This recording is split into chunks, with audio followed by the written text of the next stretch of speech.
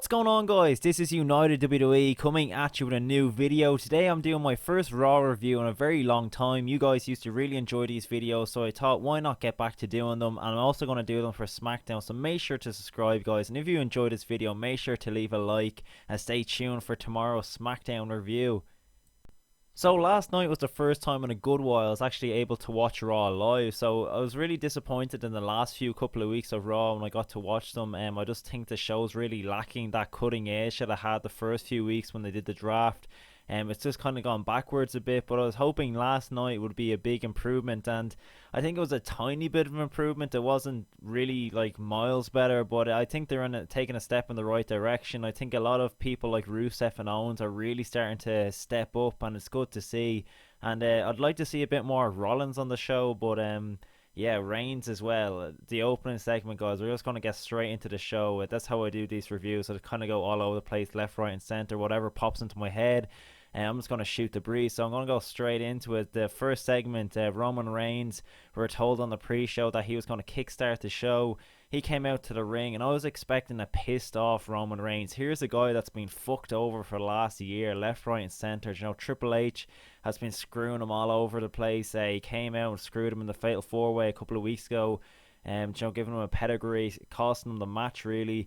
And then Rusev last week as well, costing him a chance to be in the triple threat match at Clash of Champions. Of course, if Roman Reigns won against Kevin Owens last week, it would be a triple threat at Clash of Champions. Now it's just Seth Rollins versus Kevin Owens. So I was expecting a really pissed off Roman Reigns, but instead he came down. And he's just always too relaxed for my liking. If someone, if that happened to someone like Stone Cold or The Rock or Triple H or anyone back in the day, they'd be coming out and they'd be going absolutely mental. They'd be sitting in the ring saying, I'm not going to leave here until I get whoever did that. If just say, for instance, in this case it was Rusev. I'm not going to leave this ring until you give me Rusev, and I'm going to kick his ass or something. But Reigns was just too relaxed for my liking. Foley came out. Stephanie came out first actually, and then Foley kind of interrupted her entrance. I think he's really starting to show how he wants to be taken seriously. He's not Stephanie's pet. He wants to be taken as a serious character on the show.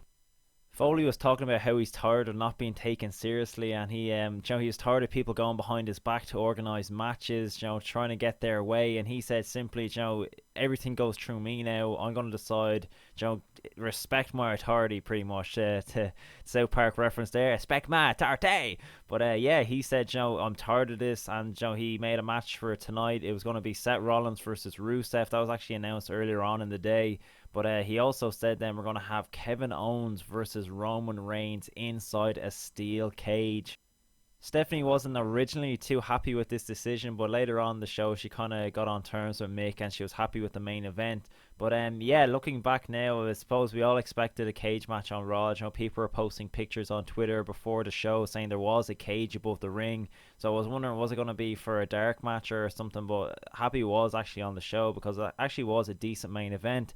But getting back to the start of the show, Mick Foley did actually announce as well that Roman Reigns will be going against Rusev at Clash of Champions for the WWE United States Championship. So looks like Reigns gets another shot at the championship. Will he finally get his hands on Rusev and on that United States Championship come Clash of Champions? I think it will actually be a pretty good match. I think Rusev has really stepped up his game over the last couple of weeks, and it's good to see, because at the moment Raw is really lacking in star power.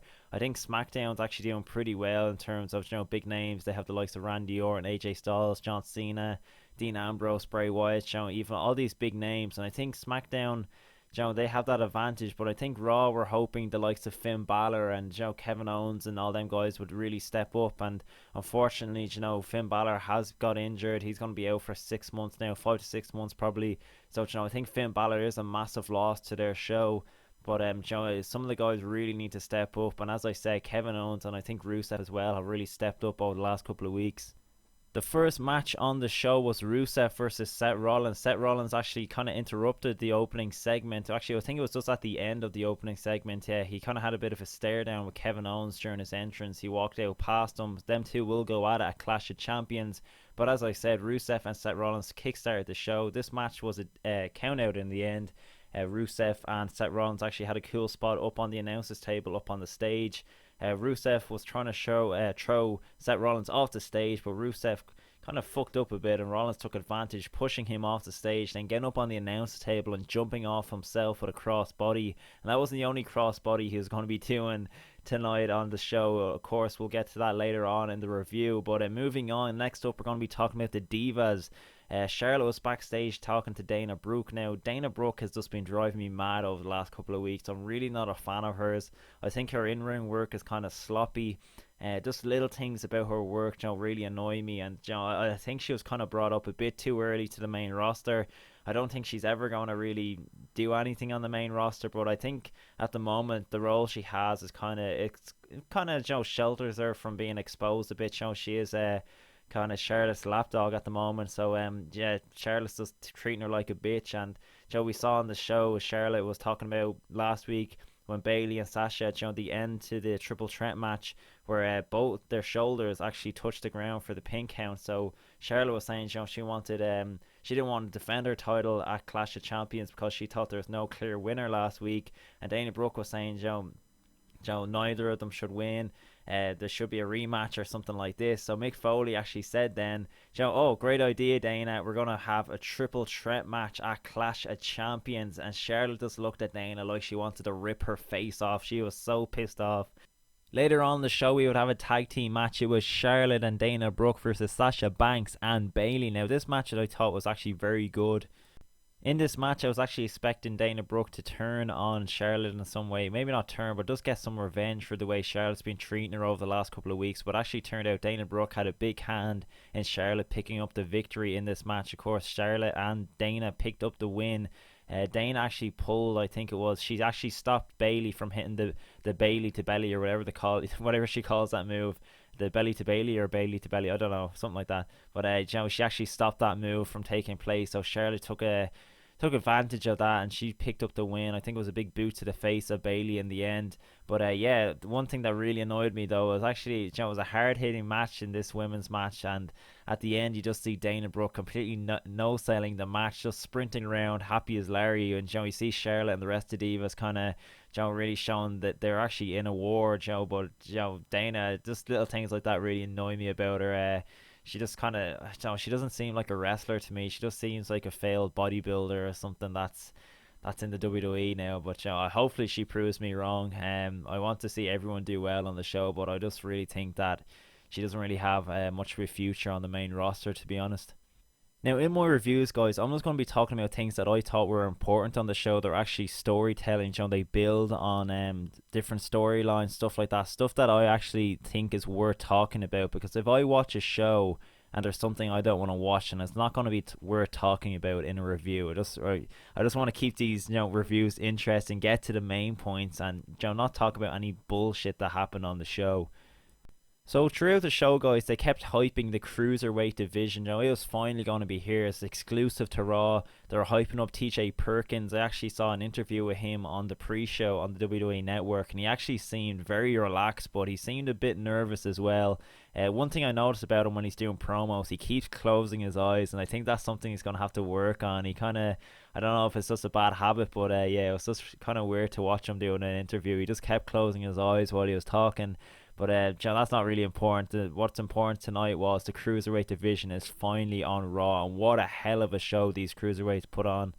The opening night of the Cruiserweight division on Monday Night Raw, we had Rich Swann versus Gran Metalik versus Cedric Alexander versus Brian Kendrick. Now, this match was actually pretty good. Now, Mick Foley fucked up the introduction to this match big time. First of all, he got a famous saying about the fight and the dog. It's not the size of the dog, it's the size of the fight and the dog, or something like that. He completely fucked it up. And he just seemed really nervous doing the promo before the start of the match. He was doing the introduction, but he just seemed so nervous. And I've noticed this a lot lately with people that have returned to WWE after long absences. You look at the likes of Shane McMahon and a few other people that just came back recently. They just always seem so nervous on the mic. But Foley, I thought he actually did really well.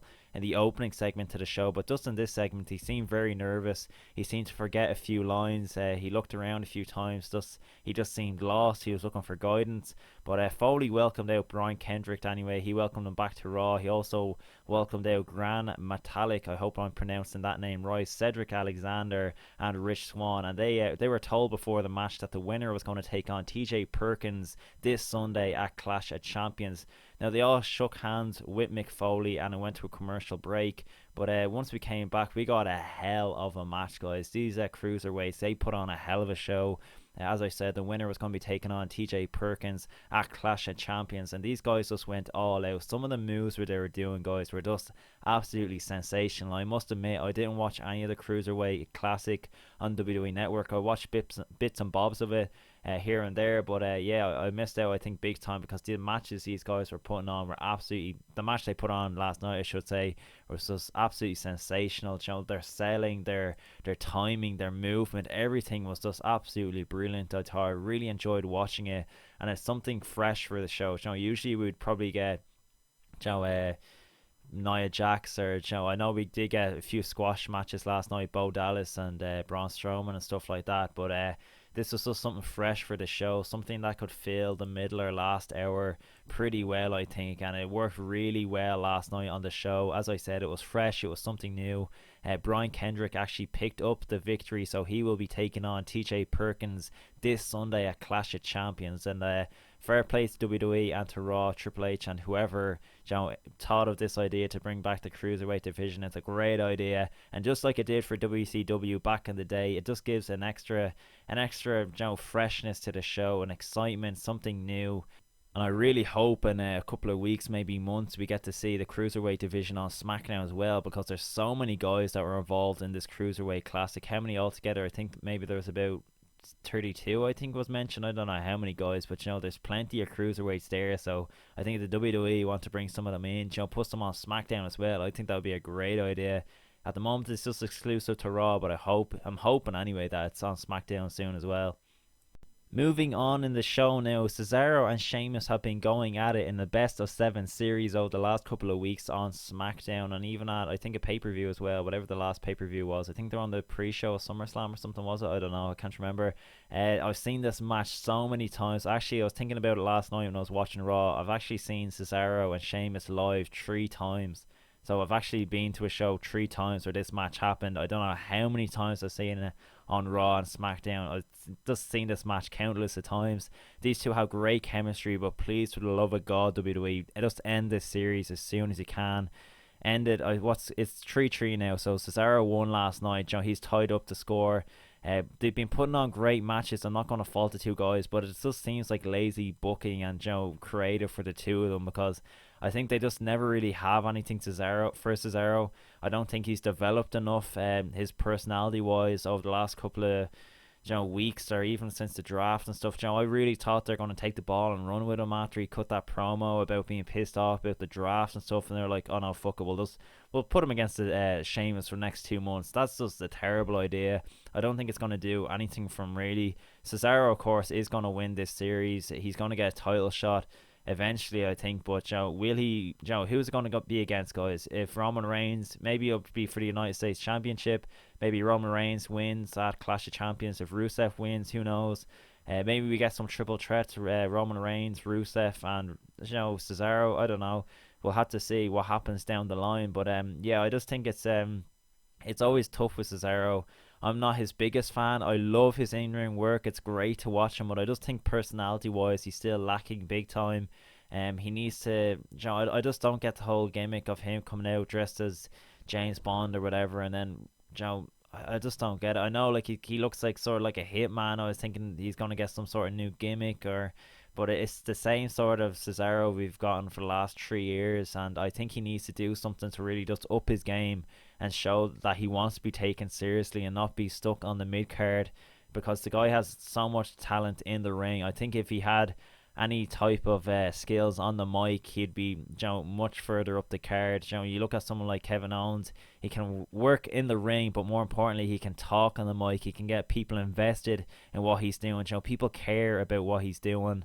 And as I said, I just think that's one of Cesaro's biggest downfalls at the moment. He has no real I don't know. Don't want to say he has no charisma because I think he does. I just think they need to give him more of an opportunity, maybe to air his grievances or just something, just to get fans more invested in him again. Because you will have the Cesaro sections. You'll have the die-hard wrestling fans, that don't want to see him do well because they know from back in the day, Ring of Honor and all that stuff, that he's paid his dues and they want to see him doing well. But yeah, I just think he really needs to up his game, and once he wins this series against Sheamus, he really just has to take the ball and run with it, because he's not going to be given much more opportunities, I think, to break into that top spot.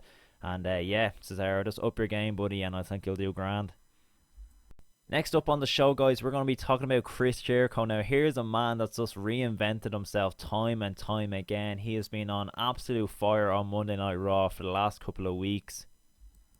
Once again, last night, guys, he was just at his best. He had some backstage segments with Mick Foley. He was saying that he had a stupid idiot list, or he just had a list, I think he was calling at the start. He was just saying that he was making a list of errors that Mick Foley had been doing, a list of things that had been pissing him off about Mick Foley, things that Mick Foley does wrong, Mick Foley this, Mick Foley that, and it was just absolutely hilarious, guys. If you haven't seen it, just go check it out. The backstage segment with Mick Foley and Chris Jericho. They actually did a funny thing as well when Jericho was talking to Mick Foley, and Mick Foley just kept saying, "What? I can't hear you, I can't hear you." And then he was like talking into his bad ear, the ear that he had ripped off in ECW or in Japan or wherever the fuck it happened. Of course he's missing half an ear, so Mick Foley couldn't hear what he was saying, and then he goes like, "It's talking to this ear, you stupid idiot." And I thought that was so funny, but it was good to see Jericho and Mick Foley. They have really good chemistry, and the comedy side of things just comes naturally to them, and that was really good to see. Anyway, later on the show, Chris Jericho came out to the ring with his list of things that he hated about the WWE and Mick Foley, and just a list about all stupid idiots and all. I don't even know what the list was about, to be honest, guys. He was taking down everyone's name. He was pointing at people in the crowd. He's talking about some 12-year-old in the 4th row. He was saying they had braces and stuff like this. It was just so funny. Go check it out if you can. But yeah, Jericho was just on fire last night again. Before we knew it, he was interrupted by Enzo and Big Cass. They came out to the ring. They're talking about Jericho's scarf, talking about his hair, just giving him a lot of stick. And before we knew it, I think who came out first? It was Epico and Primo, or whatever the fuck they're calling themselves these days. The come to Puerto Rico lads. That's what I'm gonna call them. Come to Puerto Rico lads came out. They were talking about I don't know, going to Puerto Rico, I guess. Before we knew it, then the club came out. Or I think the New Day came out first. Then the club came out. So the club were talking about how they're gonna take the tag team titles off the New Day this Sunday at Clash of Champions. Eventually, then Chris Jericho just got fed up of all the tag teams talking to each other. He said they're all stupid idiots, and he was walking up the ramp just writing down all their names. I thought that was just fucking hilarious. And before we knew it, Sami Zayn's music hit. He came down and beat the shit out of Chris Jericho, threw him into the barricades and all. And before we knew it, went to the break. I thought it was a bit stupid, actually. He went to the break just as a big scrap was starting off in the ring between all the tag teams and Jericho and Sami Zayn. That's entertaining TV, and they just go to commercial. Typical WWE for you. But anyway, came back from the break, and we had a massive tag team match. It was Sami Zayn, the New Day, who's the other lads? Big Cass and Enzo. They also had the team they're going against was the Puerto Rican lads. I don't even know what their name is. It's the Shining Stars or something like that, isn't it? Yeah, the Shining Stars. They went against Jericho and the club as well. AJ Styles was not there. They took on the team of the Shining Stars. Who else was there? They had Chris Jericho and the club as well. So that was Carla Anderson and Luke Gallows. The team of Big Cass and Enzo, Sami Zayn and the New Day picked up the victory in this match. Big momentum for them going in to Clash of Champions. Of course, all of them have big matches. I think, is Chris Jericho taking on Sami Zayn? I guess he is, because them two have just been going at it over the last couple of weeks. It was also announced on the show that Nia Jax will be taking on Alicia Fox on the pre-show. That's something that I don't think anyone really wants to see, but it'll be interesting to see how Nia Jax performs. I think this is probably her first time being on a WWE pay-per-view. I'm not too sure. On the main roster anyway. I'm not too sure. She wasn't on SummerSlam, wasn't she? She came after SummerSlam. I can't remember, guys. Let me know in the comment section down below. Getting on to the main event of the show, guys, as I announced earlier on in this video, it's going to be Kevin Owens against Roman Reigns. Now, Kevin Owens will be defending his title at Clash of Champions against Seth Rollins, so this was not a good preparation for him going against Roman Reigns inside a steel cage. So also as well, you could say it wasn't the best of preparation for Roman Reigns, as he has Rusev at Clash of Champions. Now, the first image I really got in my head when I seen the steel cage and these two going at it in the main event was, I can just picture Seth Rollins jumping off the top of the steel cage, and of course that did happen, guys. We'll get to that at the end of this review, but it was later on in the match. But these two just went hell for leather in this match. They really beat the shit out of each other. I thought it was actually a very enjoyable match, and guys, once again, for people that say that Roman Reigns can't wrestle, you know, it's just complete bullshit. I'm not his biggest fan, but just like Cena, if you actually watch wrestling and you think Roman Reigns can wrestle, you know, I just can't agree with you on that one. The guy's timing and it's just his work in general. I actually really think he's improved a lot. And you know, fair enough if you don't like the idea of him getting pushed to the main event spot, you know, getting shoved down our throats. But you can't deny the guy can wrestle and he is improving a lot. But talk about a guy that's improving a lot. Kevin Owens has really taken the ball over the last couple of weeks and just ran with it. He's doing a phenomenal job as champion, and these two really put on a great match. It was back and forward. You know, Roman Reigns hit Kevin Owens with numerous Superman punches. Kevin Owens kept kicking out. Roman Reigns came back time and time again, but Kevin Owens always had an answer. Time and time again, Kevin Owens was just trying to, you know, escape the cage. He couldn't. Roman Reigns was after him every time, stopping him from getting out through the door or over the cage, escaping. But as the show went on, as the match went on, these two were really just as I said, going for hell for leather, and eventually Roman Reigns came out on top. Kevin Owens actually sneaked out through the door, but it was too late. Roman Reigns had already climbed out over the top of the cage and escaped that way. But it was actually a bit of an anti-climax finish to the match, but it was weird to see both guys just kind of, you know, escaping at the same time, especially for Reigns. You'd think he'd want to, you know, just beat the shit out of Kevin Owens a bit more. But as the commentators were saying, these two guys are going to save themselves for Sunday at Clash of Champions. But before we knew it, guys, Rusev stormed down to the ring. He started beating the crap out of Roman Reigns just outside the steel cage. Reigns actually originally got the upper hand. He was beating the crap out of Rusev. He hit him with a few right hands, but before we knew it, Kevin Owens got involved. Rusev locked Kevin Owens and Roman Reigns inside the cage. Kevin Owens was beating the crap out of Reigns. Rusev got involved then too. It wasn't looking good for Reigns. But before we knew it, CrossFit Jesus himself, Seth Rollins, came to the rescue. He ran down and climbed the steel cage. Kevin Owens actually climbed up as well, but he was knocked down. Rusev climbed up. He was knocked down as well by Seth Rollins. Seth Rollins went to the corner of the cage and he jumped off with a cross body, knocking over Rusev and Kevin Owens. Now, the show actually just cut to an end, and the show was over, but I was actually really disappointed because I wanted to see what kind of altercation we're going to see between Seth Rollins and Roman Reigns. Now, were we going to see the two of them standing tall, or were the two of them going to go at it? But you know, that's what I wanted to see. You know, there's been talking about Survivor Series about possibly being a Shield you know, reunion, so it'll be interesting to see. You know, over the last couple of weeks, Seth Rollins is a babyface now. So will him and Roman Reigns start to join forces over the next couple of weeks on Raw? It'll be interesting to see, but that's just me speculating. Clash of Champions is this Sunday, guys. What do you think is going to happen? Do you think Kevin Owens will retain his Universal Championship? Do you think Rusev will retain his United States Championship? Do you think Bayley or Sasha Banks can defeat Charlotte in the triple threat match for the Women's Championship? So much going on this Sunday at Clash of Champions. Let me know in the comment section below, and I really hope you enjoyed this video, guys. Subscribe if you're new and leave a like. That would be great, guys. Thank you very much for if you are new to the channel, make sure to subscribe, guys. I would really appreciate it. Smash a like on this video, and I'll catch you on the next one. Peace, guys.